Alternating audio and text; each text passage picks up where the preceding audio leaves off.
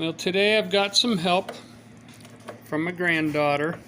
Hello. Wait, I'm the cameraman. My name is Avery, and I'm helping my grandpa do stuff. Oh, never mind. I know. They're both being stubborn. Because watch this. Whoop. Here, Papa. Help you get it started. There you go. Yep. How's that? Here it goes. There you go. Not stubborn anymore, huh? Yep.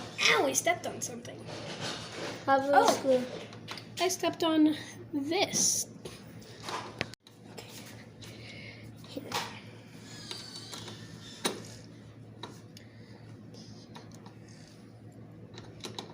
Now it's my turn to turn the screws. Okay, he's going to be doing this real quick. You got that? Maybe. We don't know, folks. And right, and like in the sky, please. We just beg you.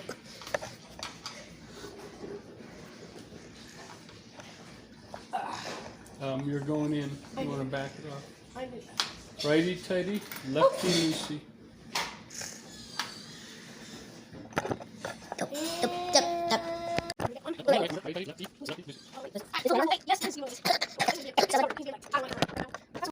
So we got nice freedom of movement, and that's a good thing. Of course, we only got this much movement because I need to chamfer those holes so the heads of the bolts can sink down into the hole further.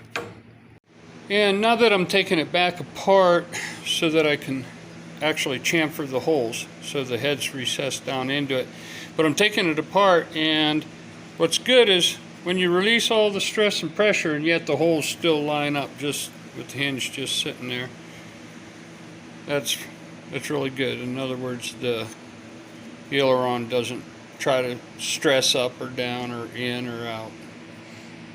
And we have full range of motion and free as can be. So now we'll just take them all off so that at this time it's ready for finishing. I'm going to spray it. Get about 4 cans of lacquer. I use lacquer. It's supposed to absorb into the wood better, seal it better.